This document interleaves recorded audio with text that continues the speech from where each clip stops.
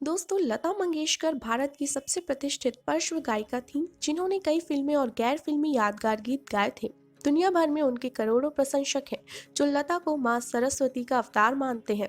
लता ने 1000 से भी ज्यादा हिंदी फिल्मों में गीत गाए थे। मुख्यतः उन्होंने हिंदी, मराठी और बंगाली में गाना गाए थे। वे 36 से ज्यादा भाषाओं में गीत गा चुकी हैं, जो अपने आप में एक कीर्तिमान है। लता मंगेशकर का जन्म 28 सितंबर 1930 को इंदौर में हुआ, जो कि अब मध्य प्रदेश में स्थित है। वे पंडित दीनानाथ मंगेशकर और स्वयंती की बड़ी बेटी थी। लता के पिता पंडित दीनानाथ मंगेशकर एक मराठी संगीतकार, शास्त्रीय गायक और थिएटर एक्टर थे, जबकि मां गुजराती थी। स्वयंती उनकी दूसरी पत्नी थी। उनकी पहली पत्नी का नाम नर्मदा था, जिसकी मृत्यु के बाद दीनानाथ ने नर्मदा की छोटी बहन स्वयंती को अपनी जीवन संगिनी बनाया। लता के जन्म के समय उनका नाम हेमा रखा गया था, जिसे बदलकर लता कर दिया गया। यह नाम दीनानाथ को उनके नाटक भाव बंधन के एक महिला किरदार लतिका के नाम से सूझा। लता के बाद मीना, आशा, उषा और हृदयनाथ का जन्म हुआ। क्यों नहीं स्कूल गई लता?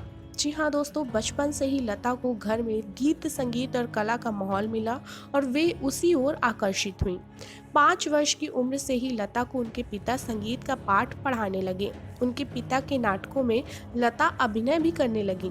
लता को स्कूल भी भेजा गया, लेकिन पहले ही दिन उनकी टीचर से अनबन हो गई।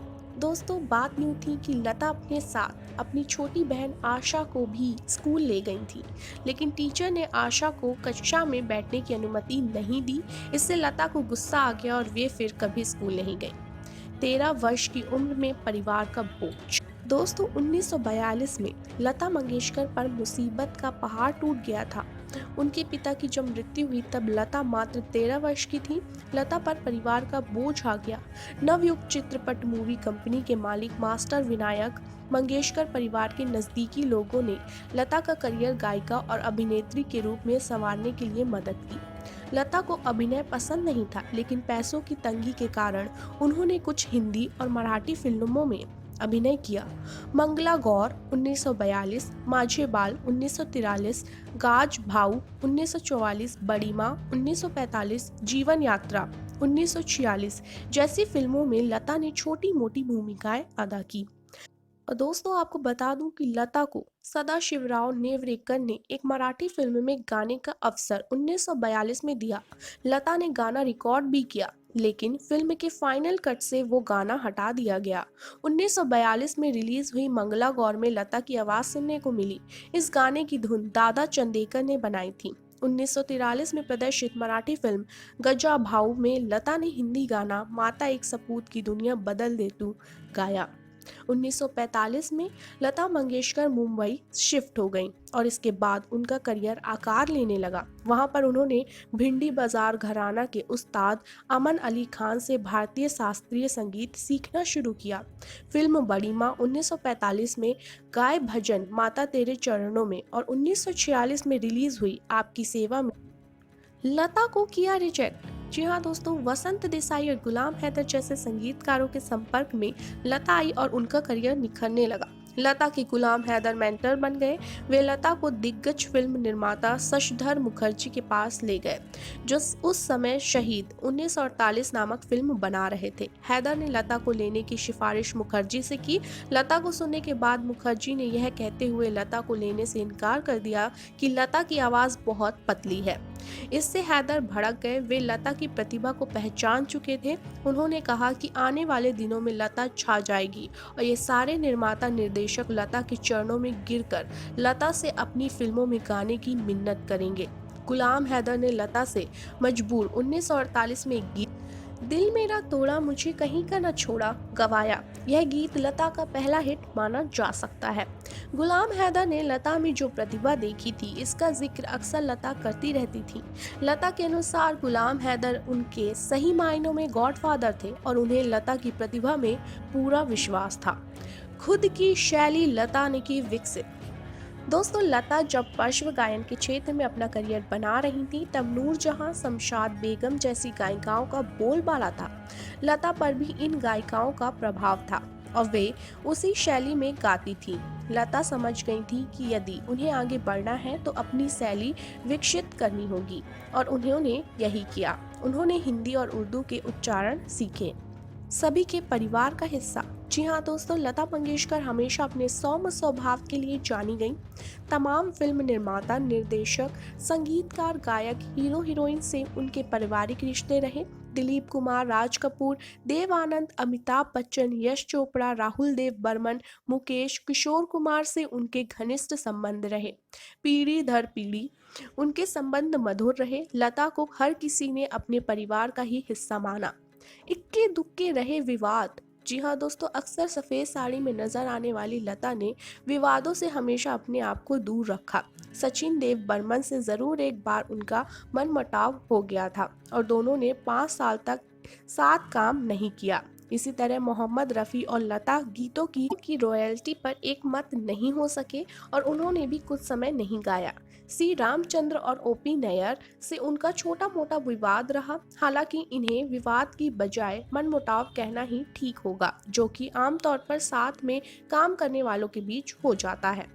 लता मंगेशकर को दिया था जहर। जी हाँ दोस्तों, वर्ष 1962 में लता की जान लेने की कोशिश की गई। लता को एक दिन सुबह उठते ही उन्हें पेट में जबरदस्त दर्द हुआ।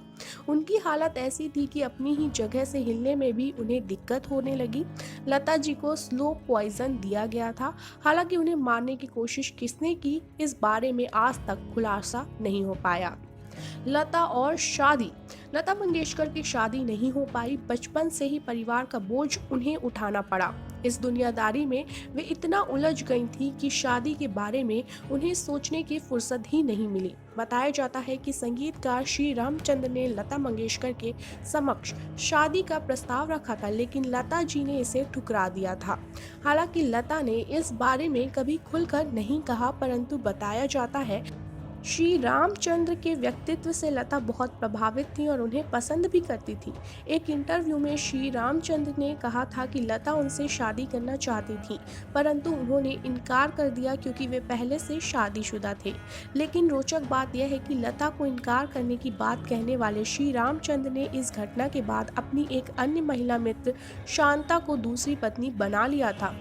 1958 में श्री रामचंद्र के साथ व्यावसायिक रिश्ते खत्म कर लेने के बाद लता ने एक इंटरव्यू में कहा था कि एक रिकॉर्डिस्ट इंडस्ट्री में मेरे बारे में उल्टी सीधे बातें फैला रहा था और मैंने श्री रामचंद्र से कहा कि उसे हटा दें, परंतु वह उस रिकॉर्डिस्ट के साथ काम करने पर भी अड़े हुए थे। इस बात के बाद मैंने उनके साथ काम न करने का फैसला किया। दोस्तों, कितने गीत गाए होंगे लता जी ने? लता मंगेशकर के कौन से गीत पसंद किए गए या लोकप्रिय रहे, इसकी सूची बहुत लंबी है। लता ने ढेर सारे गाने गाए जिनमें से अधिकांश पसंद किए गए। किसी को मदन मोहन के संगीत में लता की गायकी पसंद आई तो किसी को नौशाद के संगीत में। सबकी अपनी अपनी पसंद रही। लता ने कितने गाने गाए, इसको लेकर भी बढ़ा चढ़ाकर दावे किए गए। खुद लता ने कहा कि वो नहीं जानती कि उन्होंने कितने गाने गाए, क्योंकि उन्होंने कोई रिकॉर्ड नहीं रखा। गिनीज बुक में भी उनका नाम शामिल किया गया था, लेकिन इसको लेकर भी खासा विवाद हुआ। 25 या 30 हजार गानों की बात करना बेमानी है। लगभग 5 से 6 हजार गीतों में लता ने अपनी आवाज। लता मंगेशकर का निधन। अपनी सुरीली आवाज से देश दुनिया पर दशकों तक राज करने वाली सुर सामग्री लता मंगेशकर का निधन 6 फरवरी 2022 में हो गया। भारत रत्न से सम्मानित गायिका ने मुंबई के ब्रीच कैंडी अस्पताल में अंतिम सांस ली। वह 92 वर्ष की थी। उन्हें देश के सर्वोच्च नागरिक सम्मान भारत रत्न से भी नवाजा जा चुका है।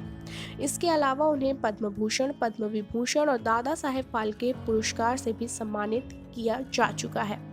दोस्तों, कहा जाता है कि काफी दिनों से खराब थी तबीयत। जी हाँ दोस्तों, जनवरी में कोरोना पॉजिटिव पाए जाने के बाद उन्हें मुंबई के एक अस्पताल में भर्ती कराया गया था। बाद में वह न्यूमोनिया से पीड़ित हो गई। हालात बिगड़ने के बाद उन्हें वेंटिलेटर सपोर्ट पर रखा गया था। उनकी हालत में सुधार के बाद वेंटिलेटर सपोर्ट भी हट गया था, लेकिन 5 फरवरी को उनकी स्थिति बिगड़ने लगी और उन्हें फिर से वेंटिलेटर सपोर्ट पर रखा गया।